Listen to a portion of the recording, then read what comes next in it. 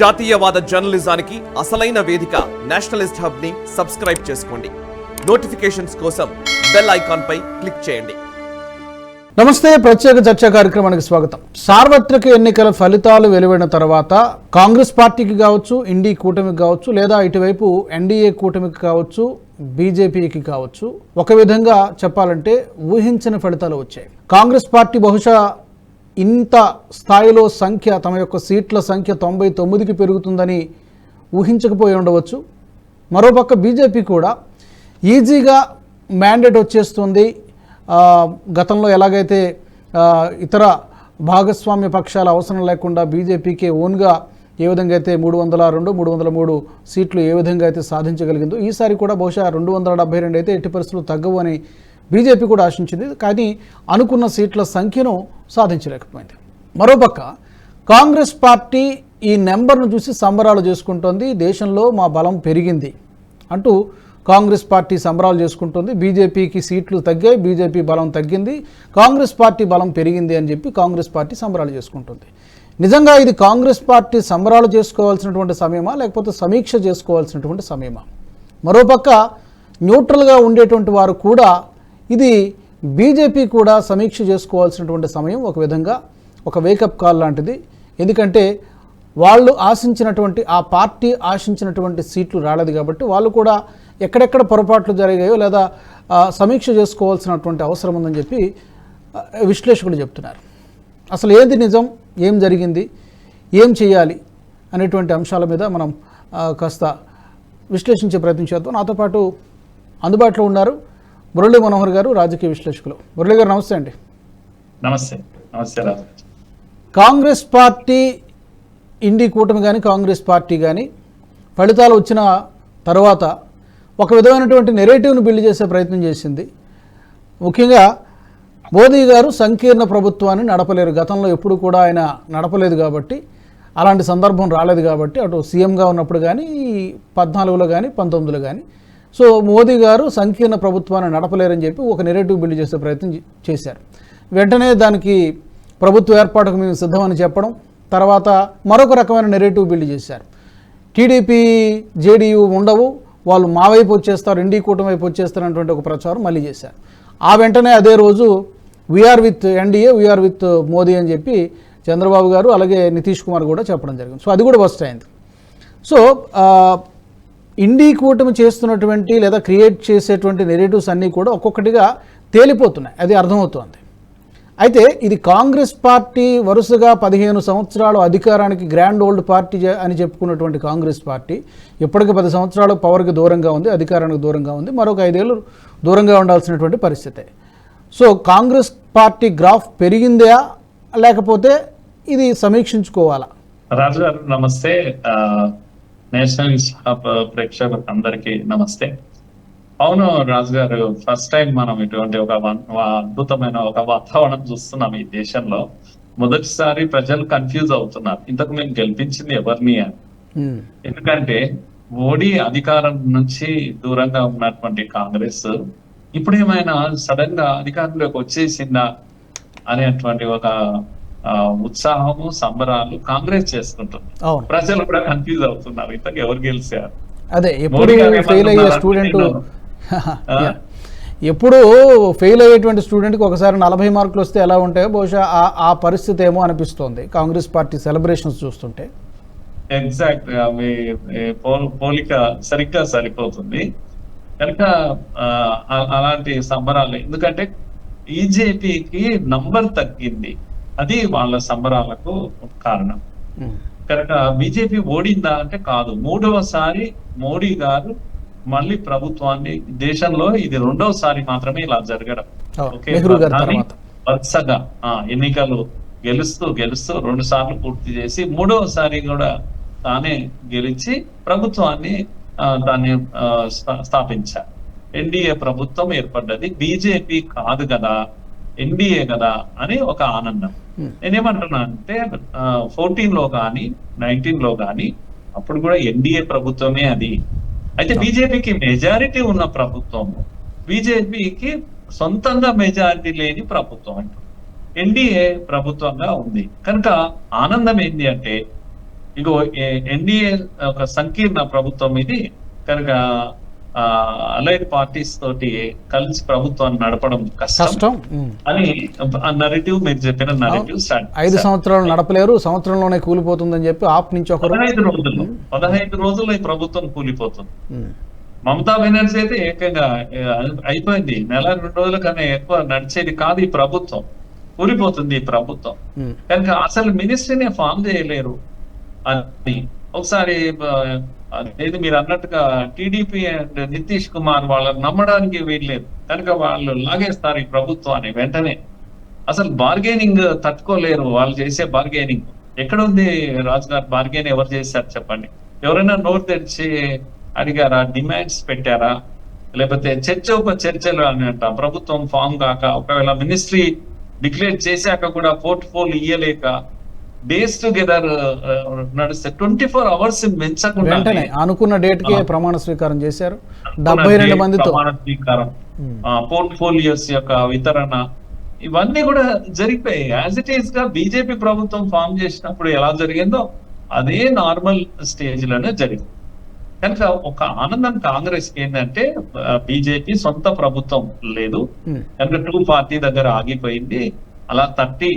అందుకని నేనేమంటున్నా అంటే షార్ట్ ఫాల్ బీజేపీకి మెజారిటీకి షార్ట్ ఫాల్ అవుతుంది, ఇదేంటి నంబర్ సరిపోవడం లేదు అనేది ఒక్కటే సమస్య. ఇక్కడ మిగతా అన్ని ఏ సమస్యలు నంబర్ సరిపోయినంత నంబర్ లేదు అనేది ఒక సమస్యగా, అది ఇక ప్రభుత్వం కూలిపోతుంది అని లేకపోతే బలహీన పడ్డదని ఇవన్నీ మాట్లాడారు. ఈ నరేటివ్ తో పాపం సంబరాలు కూడా చేశారు. అయితే నేనేమంటున్నా అంటే మోడీ గారు నిజంగా కూడా మీరు అనుభవాలు చూస్తే కాస్త హిస్టరీ కనుక చూసినట్టయితే నితీష్ కుమార్ బార్గెనింగ్ బాగా చేస్తుంటారు కనుక ఇప్పుడు ఒక పార్టీ రేపు ఒక పార్టీ మారిపోతా ఉంటారు అని. అలాగే చంద్రబాబు నాయుడు కూడా గతంలో కొంత విధంగా బీజేపీని వేధించారని లేకపోతే ఇబ్బంది పెట్టాడనేటువంటి ఒక హిస్టరీ వెనకలో ఉంటే ఉండొచ్చు. కానీ మీరు ఈ గవర్నమెంట్ ఫామ్ అయ్యేటప్పుడు వీళ్ళిద్దరి బాడీ లాంగ్వేజ్ కానీ నితీష్ కుమార్ కానీ లేకపోతే చంద్రబాబు నాయుడు గాని ఈవెన్ అదర్ అలైడ్ పార్టీస్ అందరు కూడా మీరు బాడీ లాంగ్వేజ్ ఎక్కడ ఒక డిస్కంఫర్ట్ కనపడలేదు, అందరు కూడా కంఫర్టబుల్ గా కూర్చున్నారు, అందరి ముఖాల్లో ఒక ఆనందం ఉంది. తర్వాత ముఖ్యంగా నితీష్ కుమార్ యొక్క బాడీ లాంగ్వేజ్ చూస్తే చాలా వండర్ఫుల్ గా అనిపించింది, పాజిటివ్ గా కనిపించింది. ఏమండి పాజిటివ్ గా కనిపించింది. మోడీ గారికి ఎంతో గౌరవం ఇచ్చినట్టుగా కనపడ్డది. వారి కాలు మొక్కడానికి ప్రయత్నించినప్పుడు అందరూ ఆశ్చర్యం పోయారు. చంద్రబాబు నాయుడు మరింత ఆనందంగా కనపడ్డారు. వాళ్ళ పార్ట్నర్ పవన్ కళ్యాణ్ అక్కడ ఎంతో ఆనందంగా కనిపిస్తున్నారు. అందరూ హ్యాపీగా ఉన్నప్పుడు ముఖ్యంగా అదేది శివసేన షిండే కూడా అక్కడ చాలా హ్యాపీగా కనపడ్డాడు. ఇంతమంది 7 ఎంపీస్ ఉన్నటువంటి షిండే గాని లేకపోతే పెద్ద నెంబర్ ఉన్నటువంటి నితీష్ గాని అందరు కూడా హ్యాపీగా కనపడ్డారు. మంచి కెమిస్ట్రీ కనపడ్డది వాళ్ళ దీంట్లో ప్రమాణ స్వీకారోత్సవం. అందుకని కనీసం మీరు అది రీడ్ చేయాలి, కెమిస్ట్రీని రీడ్ చేయాలి. ఇక్కడ ఫిగర్స్ ముఖ్యం కాదని, ఫిగర్స్ కన్నా మనం చూడాల్సింది ఏంటంటే కెమిస్ట్రీ చూడాలి, వాళ్ళు ఎలా ఉంటున్నారు. ఒక విషయం మనం మర్చిపోకూడదు రాజు గారు, ఎప్పుడు కూడా సంకీర్ణ ప్రభుత్వాలు ఏర్పడుతున్నప్పుడు ఈ స్ట్రాంగ్ కోర్ పార్టీ అనేది ఒకటి ఉంటుందండి. స్ట్రాంగ్ కోర్ పార్టీ ఆధారంగా చిన్న చిన్న పార్టీలు అన్ని కలిసి ప్రభుత్వాలను ఏర్పాటు చేస్తారు.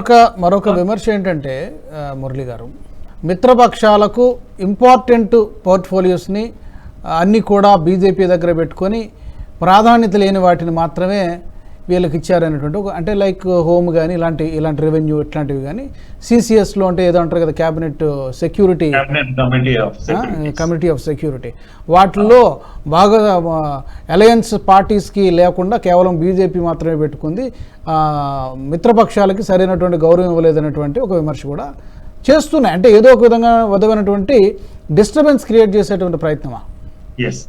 ఇక్కడ ఇదే విషయం నేను వివరించబోతున్నాను. ఎప్పుడైతే సంకీర్ణ ప్రభుత్వాల్లో స్ట్రాంగ్ కోర్ పార్టీ అన్నప్పుడు పెద్ద నంబర్ ఉన్నటువంటి పార్టీ బీజేపీ. మీరు గతంలో గవర్నమెంట్ చూసినట్లయితే కోర్ పార్టీ లేకుండానే ప్రభుత్వాలు ఫామ్ అయినాయి. చంద్రశేఖర్ ప్రభుత్వం కానీ, చరణ్ సింగ్ ప్రభుత్వం కానీ, దేవేగౌడ ప్రభుత్వాలు, వీటి కూడా కోర్ పార్టీకి ఏదైతే పెద్ద నంబర్ ఉన్నానో అలాంటిది లేకుండానే, ఈవెన్ నరసింహారావు ప్రభుత్వం కూడా పెద్ద నంబర్ ఏమి లేకుండానే ప్రభుత్వాలు ఫామ్ అయినాయి. కోర్ పార్టీ ఎప్పుడైనా సరే, ఇప్పుడు వెరీ స్ట్రాంగ్ 2 పార్టీ అంటే కోర్ పార్టీ ఉంది బీజేపీ, కొద్దిగా తక్కువ పడ్డది, ఒక 20-30 మాత్రమే తక్కువ పడ్డది. తక్కువ పడ్డందుకు ఇవన్నీ ఉన్నాయి, ఎన్డీఏ ఉండనే ఉంటుంది. కనుక వీళ్ళకు ఈ స్ట్రాంగ్ కోర్ పార్టీ ఎప్పుడైనా సరే సిసిఎస్ ఏదైతే మనం అన్నామో, కేబినెట్ కమిటీ ఆఫ్ సెక్యూరిటీస్, ఈ home, finance and foreign, defence అంటే ఎక్స్టర్నల్ అఫైర్స్, ఇవి ఏవి కూడా ఇవి దీని చెప్పిన సిసిఎస్ పొజిషన్ లోకి వస్తాయి. ఇవి ఎప్పుడు ఇవ్వరు, ఇవి కోర్ పార్టీ దగ్గరనే ఉంటాయి. అది సాంప్రదాయం కూడా. ఎందుకంటే ప్రభుత్వాలు నడపాలంటే సిసిఎస్ వీటి ఆధారంగానే ప్రభుత్వాలు నడుపుతాయి. కనుక ఆ అండర్స్టాండింగ్ ఎంతో అనుభవం ఉన్న చంద్రబాబు నాయుడుకు, నితీష్ కుమార్ కు వీళ్ళు ఎన్నో ఏళ్ళు ముఖ్యమంత్రులుగా పనిచేశారు. 20 ఏళ్ళు 25 ఏళ్ళు ముఖ్యమంత్రిగా నితీష్ ఇప్పటికీ ముఖ్యమంత్రి, రేపు ముఖ్యమంత్రిగా అవుతున్నారు చంద్రబాబు. గతంలో 3 times ప్రభుత్వాలను నడిపాడు, అనుభవం ఉన్నటువంటి వాళ్ళు. కనుక వీళ్ళు మెచ్యూర్డ్ పీపుల్, వీళ్ళకు తెలుసు సిసిఎస్ అంటే తెలుసు, ఏ పోర్ట్ఫోలియోలో కోర్ పార్టీతో ఉండాలనే విషయం తెలుసు. కనుక అలా ఊరికే బయటకు వచ్చేసి మాకు ఈ పోర్ట్ఫోలియో కలిగి మాకు ఇది కావాలి అలాంటి డిమాండ్స్ ఏమీ వాళ్ళు చేయలేదు. ఇది మూడో పాయింట్ ఏంటి అంటే, అసలు మినిస్ట్రీలో ఎప్పుడైనా సరే ప్రతి పోర్ట్ఫోలియో కూడా ఇంపార్టెంట్. ప్రభుత్వాన్ని నడిపేటప్పుడు కనుక there is no such portfolio which is not important. Running a government ప్రతిదీ కూడా చాలా ఇంపార్టెంట్. అన్ఇంపార్టెంట్, ఇంపార్టెంట్ అనే టర్మ్స్ లో ఎందుకు వాడతారంటే, బాగా ఇన్కమ్ ఉండేటివి అని అంట, బాగా డబ్బు మినిస్టర్ డబ్బు సంపాదించేది.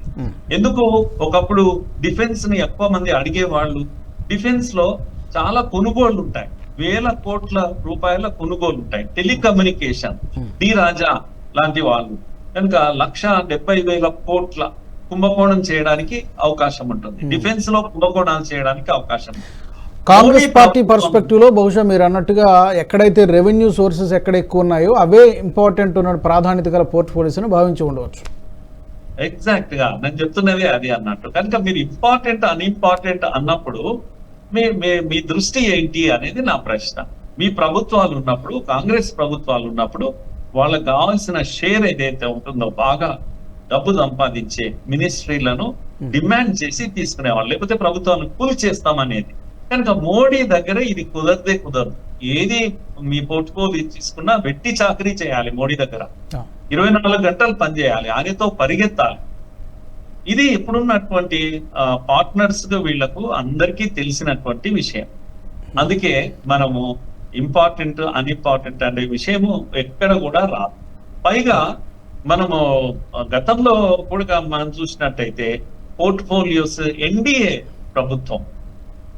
ప్రభుత్వము గతంలో కూడా మంచి పోర్ట్ఫోలియోస్ ఇచ్చింది. అంటే ఆధారపడకుండా, నెంబర్ అవసరం లేకపోయినా కూడా, సపోర్ట్ అవసరం లేకపోయినప్పటికీ కూడా మరి చాలా మంచి పోర్ట్ఫోలియోస్, మంచి పోర్ట్ఫోలియో అంటే ఐ మీన్ ఇన్కమ్ కాదు మళ్ళా.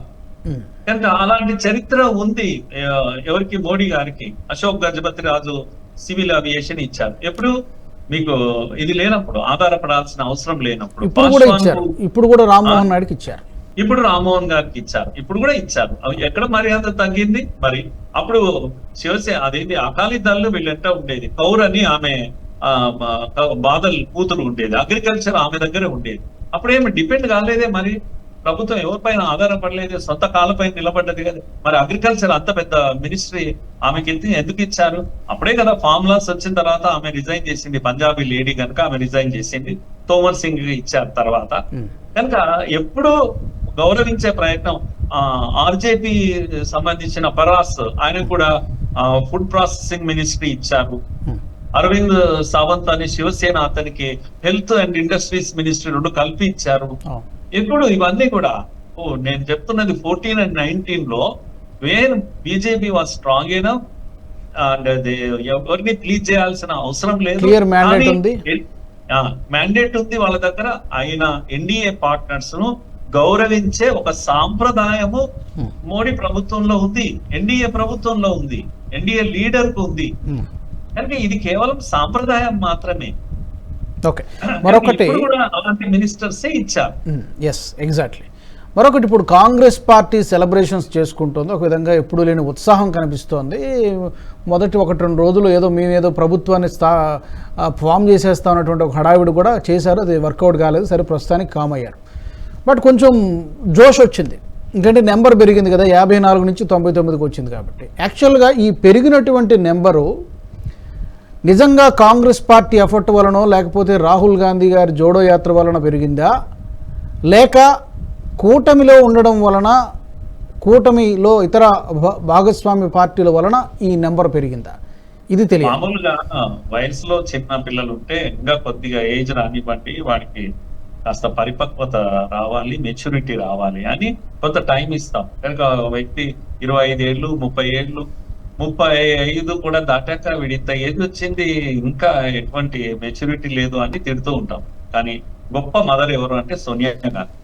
అంత గొప్ప ఆమె అంటే ఆమె 55 ఏళ్ళు దాటిపోతున్నా తన కుమారుడికి ఇంకా పరిపక్వత కోసం, మెచ్యూరిటీ కోసం వాడికి ఇంకా అవకాశం ఇస్తుంది. కాంగ్రెస్ పార్టీ కానీ సోనియా గాంధీ కానీ 55 ఏళ్ల యువకుడికి కూడా ఇంకా మెచ్యూరిటీ కోసం సమయం ఇస్తున్నటువంటి పరిస్థితి కాంగ్రెస్ పరిస్థితి. కనుక మనము రాహుల్ గాంధీ ఇప్పటికైనా తగ్గుతాడా ప్రైమ్ మినిస్టర్ గా అంటే తగడు అని వాళ్ళే చెప్తున్నారు. ఎందుకంటే డిక్లేర్ చేయలేదు కదా, ప్రధానమంత్రి ఎవరో ఇండియా కూటమి డిక్లేర్ చేయలేకపోయింది. ఎందుకంటే రాహుల్ గాంధీ అని ఒకసారి ప్రకటిస్తే ఈ గ్రూప్స్ అన్ని కూడా ముక్కచెక్కలైపోతాయి. ఆ భయము రాహుల్ గాంధీకి అంతటి స్టేచర్ రాలేదు, ఇప్పటికి కూడా దేశం యాక్సెప్ట్ చేయలేదు. ఆయన ఒక జోకర్ గానే యూత్ అంతా ఈ దేశంలో కన్సిడర్ చేస్తుంది. కనుక వీళ్ళు ఇదేంటంటే 10 years నుంచి 15 years వరకు ఇప్పుడు వెళ్తూ ఉన్నారు. ఎంత ఓపిక్ గా నంబర్ పెంచుకుంటున్నారు రాజు గారు. అప్పుడు 30 ఉన్నది 40 చేసుకోవడం, 40 నుంచి 50 చేసుకోవడం, లేకపోతే ఇప్పుడు 99 వరకు కూడా రావడం అనేది ఇది చాలా మంచిది. ప్రోగ్రెసివ్ గా ఉన్నారు. ఇంకొక 10 ఏళ్ళైనా వాళ్ళకి ఆ ఓపిక ఉంది. గ్రేట్ ఏంటంటే ఎందుకంటే 99 వరకు వచ్చినందుకు వాళ్ళు సెలబ్రేట్ చేసుకున్నారు. ఇంకొక టర్మ్ వచ్చిన తర్వాత 100 దాటారనుకోండి, అప్పుడు పెద్ద సెలబ్రేషన్ చేసుకుంటారు వాళ్ళు. ఎందుకంటే అధికారంలోకి రావాలి అనేది అది బియాండ్ ఇమాజినేషన్ వాళ్ళకు. అలాంటి ఒక స్థితి కాంగ్రెస్ లో కనబడుతుంది. ఆ కంటెంట్మెంట్ అంటాం ఒకసారి. ఎలా పెరిగింది అనేది కాదు, సీట్ల సంఖ్య పెరిగిందా లేదనేది ముఖ్యం. కాబట్టి మేము సెలబ్రేట్ చేసుకుంటాం అనేది they have their own reasons. Complacency వచ్చిన పార్టీ కనుక వచ్చింది. ఇంకోటి అలైడ్ పార్టీస్ ఎక్కడికక్కడ భిన్నమైనటువంటి అంటే ఏమంటాం సైద్ధాంతికంగా ఎక్కడ కూడా పొంతన లేనటువంటి పార్టీలు అందరూ కలిసి ఆ మోడీని ఓడించాలి, మోడీ మాకు శత్రువు. రీజనల్ పార్టీస్ కూడా ఎందుకు వరకు అంటే అక్కడ ఇప్పుడు ఏఐడిఎంకే శత్రువు కాదండి, మోడీనే వాళ్ళకి ప్రధాన శత్రువు. కనుక డిఎంకేకు భయం వేస్తుంది మోడీని చూస్తే. కనుక డిఎంకే ఫైట్ చేస్తుంది, కానీ మీకు తమిళనాడులో కాంగ్రెస్ ఫైట్ చేస్తుందా అంటే బీజేపీతో మీరు చెప్పండి. లేకపోతే కేరళలో వామపక్షాలు ఫైట్ చేస్తారు, కాంగ్రెస్ ఫైట్ చేయలేదు, అంత శక్తి లేదు. వామపక్షాలు ఈసారి మట్టి కరుస్తా ఉన్నారు కేరళలో. అనేక రాష్ట్రాల్లో, ఢిల్లీలో పాపం కాంగ్రెస్ చేతులు ఎత్తేసింది. ఆమ్ ఆద్మీ పార్టీ ఫైట్ చేస్తుంటే పక్కన కాంగ్రెస్ ఎంజాయ్ చేస్తా ఉంది. అన్ని రాష్ట్రాల్లో మమతా బెనర్జీ ఫైట్ చేస్తారు. అందుకే మీరు వద్దురా బాబు అని కాంగ్రెస్ అంటది, లేకపోతే కమ్యూనిస్టులను దూరం పెడుతుంది ఆమె. ఇండియా కూటమి అనేది ఒక్కొక్క రాష్ట్రానికి ఒక పద్ధతి పాటిస్తుంది. అందుకే ఎక్కడ కూడా కాంగ్రెస్ తాను సొంతంగా ఎదుగుతున్నట్టు 2-3 రాష్ట్రాలు డైరెక్ట్ గా బీజేపీ వర్సెస్ కాంగ్రెస్ ఉన్న దగ్గర కొంత నెంబర్ పెంచుకోవడం అనేది ఊరట కలిగించేటువంటి విషయం. ప్రధానంగా ఈసారి బీజేపీ కూడా సర్దుకోవాల్సిన విషయం ఏంటంటే వీళ్ళు ఉచితాలు అనేటివి ఏవైతే ఇస్తున్నారో, గ్యారెంటీలు, 6 గ్యారెంటీలు 10 గ్యారెంటీలు, వాటి ద్వారా ఈ 2 రాష్ట్రాల్లో కర్ణాటక తెలంగాణలో అధికారానికి రావడం అనేది ఊరట కలిగించేటువంటి విషయం. కానీ కర్ణాటకలో కొత్తగా ఫ్రెష్ గా అధికారంలోకి వచ్చిన నెంబర్ పెంచుకోలేకపోయింది పెద్దగా. తగినంత అధికారంలోకి వచ్చిన పార్టీ వెంటనే పెద్ద నెంబర్ పార్లమెంట్ ఎన్నికలు 6 నెలలు మించకుండా వచ్చినప్పుడు పెద్ద నెంబర్ పెంచుకోవాలి. 7-8 నెంబర్ను పెంచుకోగలిగింది. అలాగే ఇక్కడ అధికారంలో వచ్చింది కానీ బీజేపీ 8 నంబర్ పెంచుకోగలిగింది. ఆంధ్రప్రదేశ్ లో ఇప్పటికి కూడా వాళ్ళకు పాపం కాంగ్రెస్ అనే పేరే వినపడకుండా ఇంకా గడుపుతా ఉంది. సో ఇలాంటి దాన్ని కూడా సెలబ్రేట్ చేసుకుంటున్నారంటే ఆ ధైర్యానికి దీనికి మనం మెచ్చుకోవాలి. ఇంకా ఎదురు చూసేంత ఓపిక వాళ్ళకు ఉండడం కూడా గొప్ప విషయం. మనం అప్రిసియేట్ చేయాలి దీన్ని. మరొక విమర్శ మురళి గారు, ముస్లిం కమ్యూనిటీకి క్యాబినెట్లో చోటు ఇవ్వలేదని చెప్పి ఒక విమర్శ చేస్తున్నాయి ఇండి కూటమిలో ఉన్నటువంటి కొన్ని రాజకీయ పార్టీలు. 2019లో కూడా ఆ క్యాబినెట్లో కూడా లేనట్టుగా ఉంది నాకు తెలిసి, మైనారిటీకి ఇవ్వలేదు.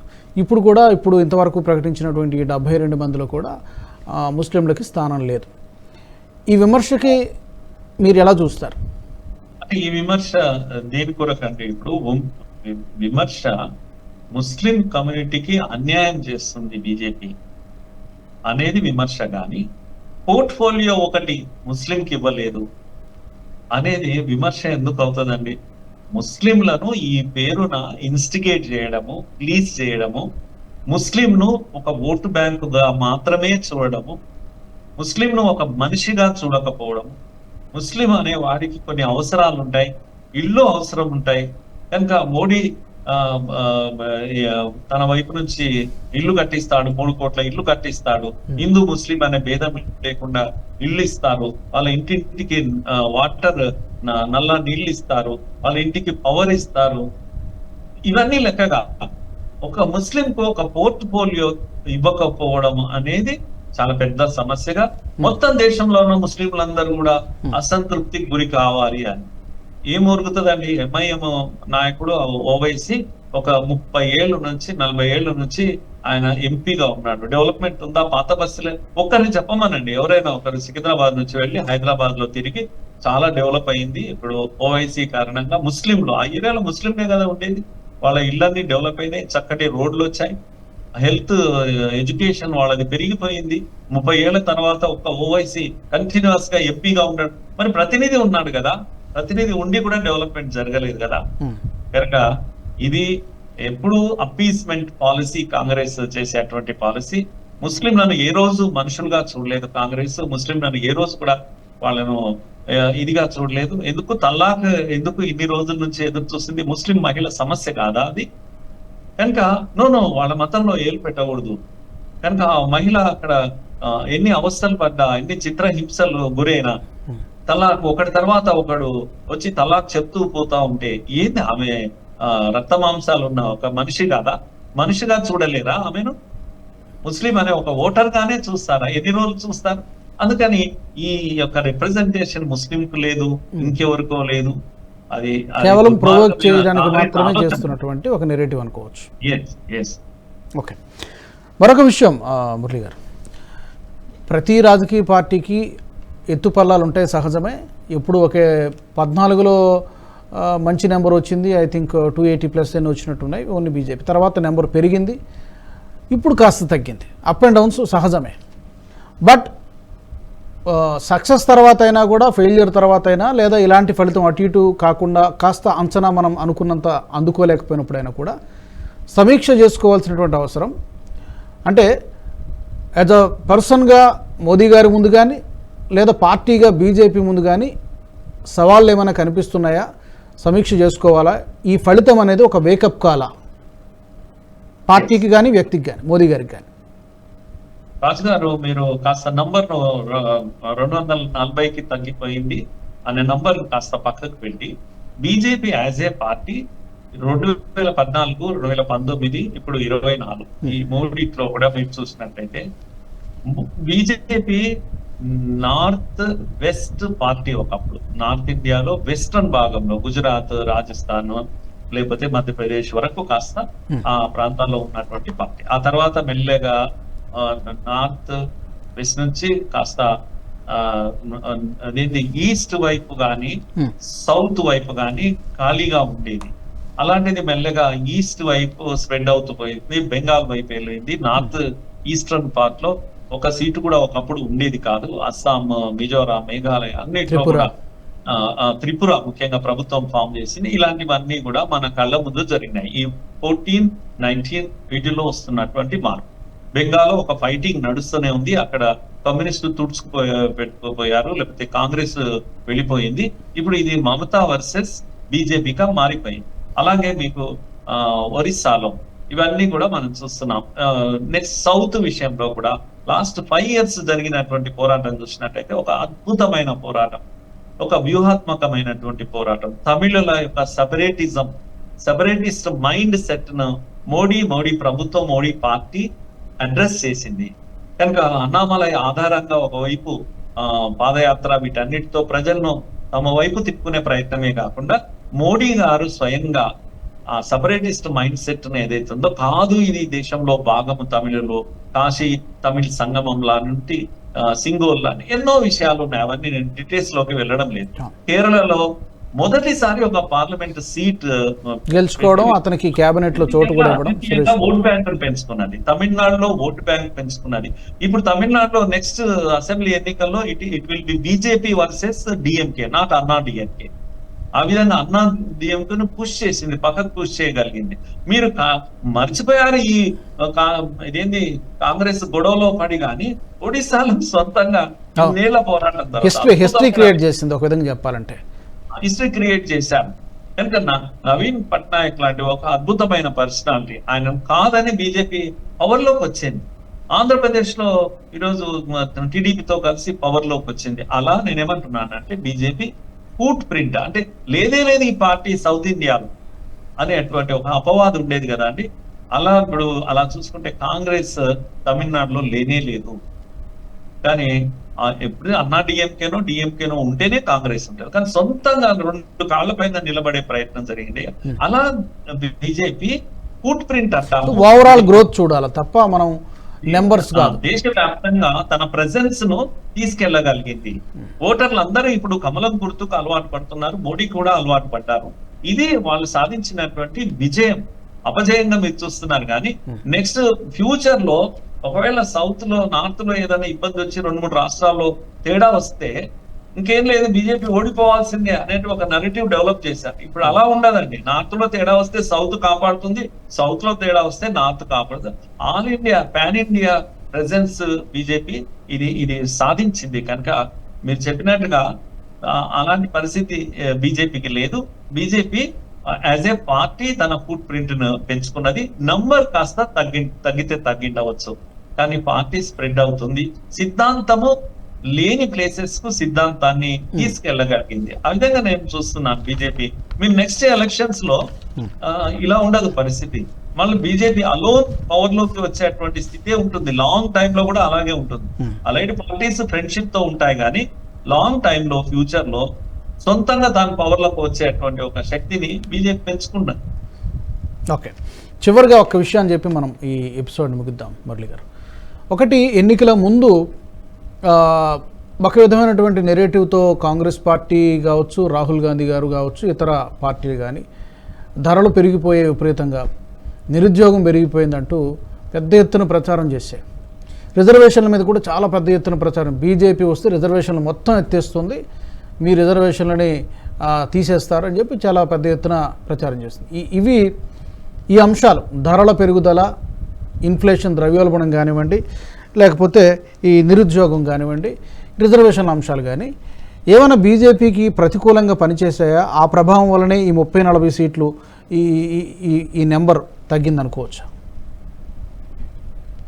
నేను అనుకోవడం లేదు. ఈ ధరల పెరుగుదల, నిరుద్యోగం అంటే నేను పుట్టినప్పటి నుంచి ఇప్పటి వరకు, నేను 1960లో పుట్టాను, ఇప్పటి వరకు ఏ ఎన్నికలు కూడా ఈ 2 ఇష్యూస్ లేకుండా ఎన్నికలు జరగలేదు.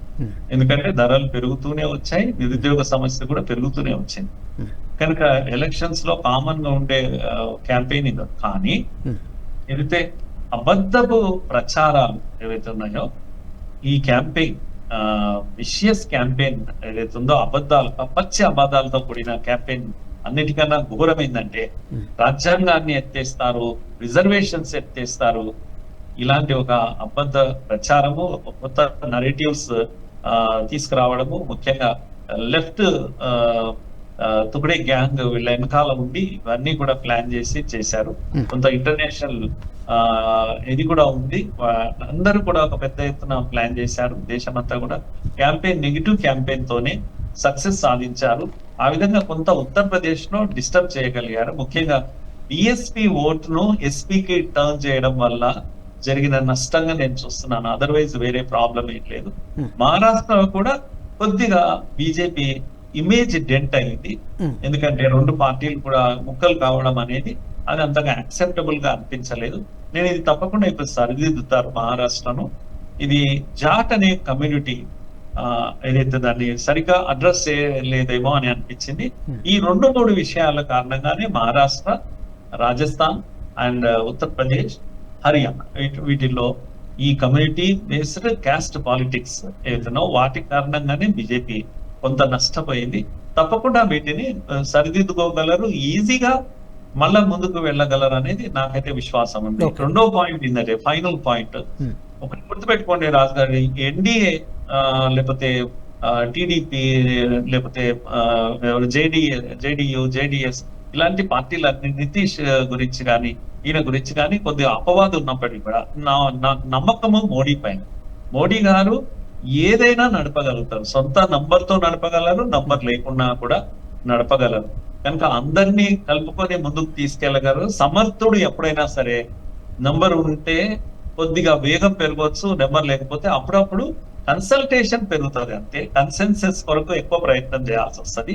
1-2 బిల్లుల విషయంలో ఎక్కడన్నా తేడా వస్తే కూడా ఇంటర్నల్ గా కన్విన్స్ చేసుకొని ముందుకు తీసుకెళ్లేటువంటి పని తప్పకుండా మోడీ గారు చేస్తారు. ఎప్పుడైనా 1947 ఏదైతే అద్భుతమైన భారత్ ను మోడీ చూడాలని అనుకుంటున్నారు, తన డ్రీమ్ రియలైజేషన్ కొరకు ఏదైతే ఈ దేశాన్ని ముందుకు తీసుకెళ్తున్నారో అందులో కొంచెం కూడా తేడా ఉండదు. అందరినీ కలుపుకొని మరింత శక్తివంతంగా పనిచేసే అవకాశం ఉంటుంది. ఎందుకంటే సీనియర్స్ వీళ్ళిద్దరు కూడా మిగతా పార్టీలు వాళ్ళందరూ కూడా కొత్త ఐడియాస్ వాళ్ళ వైపు నుంచి వచ్చినప్పుడు అది మరింత సక్సెస్ గా లీడ్ అవుతుంది, కానీ ఫెయిల్యూర్ వైపు పోయే అవకాశం లేదు.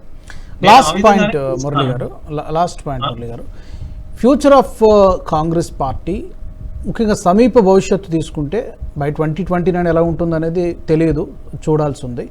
దానికంటే ముందు ఈ 3 రాష్ట్రాల అసెంబ్లీ ఎన్నికలు, మహారాష్ట్ర, జార్ఖండ్, ఇంకో స్టేట్ కూడా ఉన్నట్టుంది. ఈ 3 రాష్ట్రాల అసెంబ్లీ ఎన్నికలు కొంతమంది చెప్తున్నారు బీజేపీకి ఒక అగ్ని పరీక్ష అంటున్నారు. కాంగ్రెస్ పార్టీకి ఎలా ఉండబోతోంది, బీజేపీకి ఎలా ఉండబోతుంది? క్విక్లీ. తప్పకుండా బీజేపీ కూడా కొద్ది పరీక్ష. ఎందుకంటే మహారాష్ట్ర ఇమీడియట్ గా ఉద్ధవ్ ఠాక్రేతో మంతనాలు జరుగుతున్నట్టున్నాయి, నాకు తెలియదు. కనుక మహారాష్ట్రలో ఆల్రెడీ ఇబ్బంది ఉంది, జార్ఖండ్ లో ఏ ఇబ్బంది లేదు. జార్ఖండ్ లో మళ్ళీ ప్రభుత్వం, బీజేపీ ప్రభుత్వం వస్తుంది. ముఖ్యమంత్రి అవినీతి ఆరోపణలతో జైల్లో ఉన్నారు అక్కడ. కనుక బీజేపీకి మంచి బలం ఉంది, అక్కడ వస్తుంది. ఒక మహారాష్ట్ర కొంత ఇబ్బందే కావచ్చు. హర్యానా కూడా జాట్ వీళ్ళని అందరినీ కలుపుకోయే ప్రయత్నం ఆల్రెడీ ప్రారంభించారు. కనుక నేను అనుకుంటాను మోడీ ప్రభుత్వం ఈ రాష్ట్రాలు 3-4 రాష్ట్రాల్లో ఎన్నికలను ఈ అనుభవంతో కొద్దిగా జాగ్రత్త పడే అవకాశం. ఇది ఒక రకంగా ఒక జలక్ అన్నట్టు, ఒక లిట్మస్ టెస్ట్ లాగా, ఒక అగ్ని పరీక్ష లాగానే చూడాలి. ఒక అగ్ని పరీక్ష లాగా there are lessons to learn. నేర్చుకునే లక్ష్యం కూడా వీళ్ళకు ఉంది. థ్రెట్ అంటూ ఫ్యూచర్ లో ఏదైనా ఉంటే కాంగ్రెస్ కే థ్రెట్. ఎందుకంటే మమతాను వీళ్ళు ఎప్పుడు డీల్ చేయలేరు, వాళ్ళ దీంట్లోకి రాదు. అలాగే ఆమ్ ఆద్మీ పార్టీ ఏ రోజు వాళ్ళ నియంత్రణలోకి రాదు. ఎప్పుడైనా కూడా పక్కకు వెళ్ళిపోయేటువంటి పార్టీలు ఎలాంటి 10 పార్టీలు ఉన్నాయి. కాంగ్రెస్ అలయన్స్ ఏదైతే ఉందో, ఇండియా అలయన్స్ అనేది సక్సెస్ఫుల్ గా కాపురం చేస్తారు 10 రోజులు అనేది మనం ఎవరం చెప్పలేము. ఆల్ రైట్, ధన్యవాదాలు మురళి గారు చర్చలో పాల్గొన్నందుకు. Thank you so much. జరిగినటువంటి తప్పుల నుంచి వెంటనే గుణపాఠాలు నేర్చుకున్నటువంటి ఆ యొక్క సంప్రదాయం భారతీయ జనతా పార్టీలో ఉంది. కాబట్టి ఇన్ని కన్సిస్టెంట్గా ఇన్ని రాష్ట్రాల్లో తన యొక్క ప్రభుత్వాలని నడిపించగలుగుతోంది. బట్ వేరేజ్ ప్రధాని మోదీ అధికారంలోకి వచ్చిన తర్వాత ఎక్కడ కూడా రెండోసారి అధికారాన్ని కాంగ్రెస్ పార్టీ చేపట్టలేకపోయింది. అది వాళ్ళ ఒక ట్రాక్ రికార్డు చెబుతోంది. బట్ రాబోయే 3 రాష్ట్రాల ఎన్నికలు, యాక్చువల్గా 5 రాష్ట్రాలు ఉన్నాయి వచ్చే సంవత్సరాంతంలోపు. దానికంటే ముందు ఇమీడియట్గా చూసుకుంటే ఒక 3 రాష్ట్రాల ఎన్నికలు జరగబోతున్నాయి. కాబట్టి ఈ 3 రాష్ట్రాల ఎన్నికలని కూడా బీజేపీ చాలా జాగ్రత్తగా హ్యాండిల్ చేయాల్సినటువంటి అవసరం ఉంటుందని విశ్లేషకులు అభిప్రాయపడుతున్నారు. ఇది వాటి ప్రత్యేక చర్చ కార్యక్రమం. Keep watching and HTV. ఈ వీడియో మీకు నచ్చినట్టయితే లైక్ చేయండి, 10 మందికి షేర్ చేయండి. అలాగే కామెంట్ల రూపంలో మీ అభిప్రాయాలను మాతో పంచుకోండి. Nationalist hub group of channels ను సబ్స్క్రైబ్ చేసుకుని తెలుగునాట జాతీయవాద జర్నలిజాన్ని ప్రోత్సహించండి. ఈ వీడియో కింద ఉన్న బెల్ ఐకాన్ పై క్లిక్ చేయడం మర్చిపోవద్దు.